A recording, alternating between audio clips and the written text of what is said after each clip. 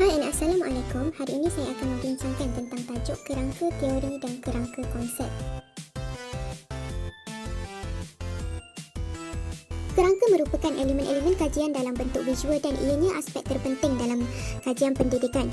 Kerangka digunakan untuk justifikasikan pilihan subjek, memboleh ubah dan reka bentuk kajian. Pembinaan kerangka konsep dan teori penting untuk penyelidikan kuantitatif terutamanya dalam masalah kajian secara ekstensif. Kerangka teori boleh menjadi asas dalam pembinaan kerangka konsep, manakala kerangka konsep untuk menentukan hipotesis kajian dan ianya akan dimuktamadkan apabila analisis data dan dapatan kajian dapat disimpulkan. Seterusnya, kita akan pergi kepada kerangka teori.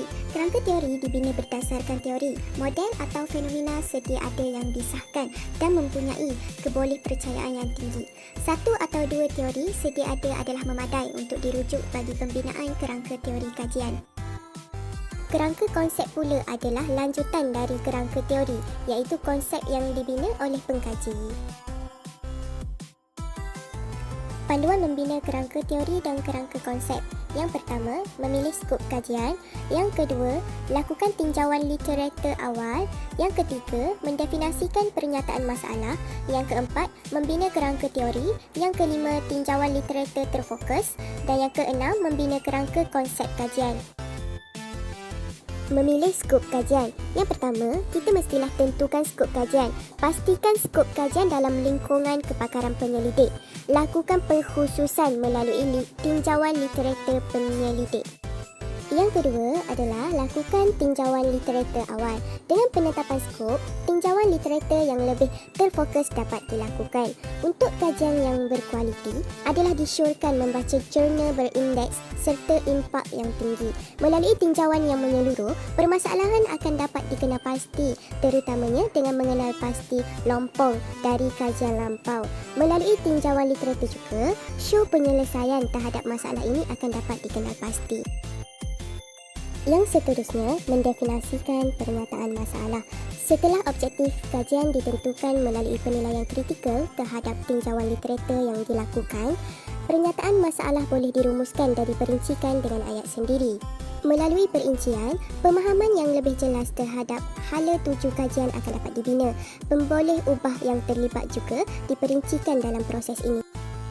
Yang seterusnya, membina kerangka teori. Setelah objektif ditetapkan dan pemboleh ubah kajian dikenal pasti, tinjauan literatur seterusnya adalah mengenal pasti teori sedia ada yang sangat berkait dengan objektif kajian ini.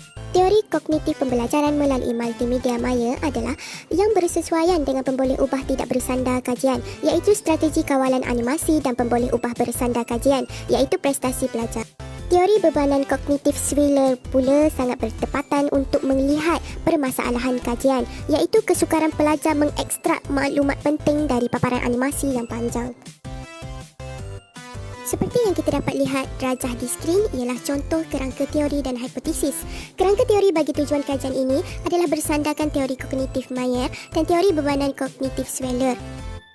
Yang seterusnya, tinjauan literatur terfokus. Tinjauan yang lebih terfokus ini adalah penting untuk lebih memahami serta mendalami aspek kajian. Tinjauan terfokus ini kebiasaannya dilaporkan dalam satu bab khusus, iaitu bab tinjauan literatur atau tinjauan perpustakaan. Subtopik yang benar-benar berkaitan perlu dirangka terlebih dahulu untuk membantu penulisan. Subtopik terakhir boleh membincangkan dengan lebih terperinci akan teori yang menjadi sandaran dalam pembinaan kerangka teori. Membina kerangka konsep kajian. Kerangka konsep boleh dibina sebagai kesimpulan dari tinjauan yang dilakukan. Pengkaji perlu menggambarkan secara visual hubungan di antara pemboleh ubah kajian dan teori yang disandari. Pengkaji boleh menandakan blok yang terlibat dalam persoalan kajian di dalam kerangka konsep yang dibina. Kerangka konsep kebiasaannya dilaporkan sebagai kesimpulan bab tinjauan literatur.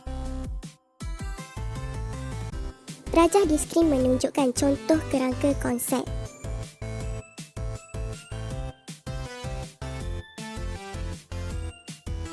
Kesimpulannya, kerangka konsep dan teori sangat penting dalam pelaporan sesuatu penyelidikan pendidikan untuk mempersembahkan sintesis tinjauan literatur penyelidik sebagai petunjuk konsep dan hala tuju kajian. Pengkaji perlu menggambarkan secara visual hubungan di antara pemboleh ubah kajian dan teori yang disandari.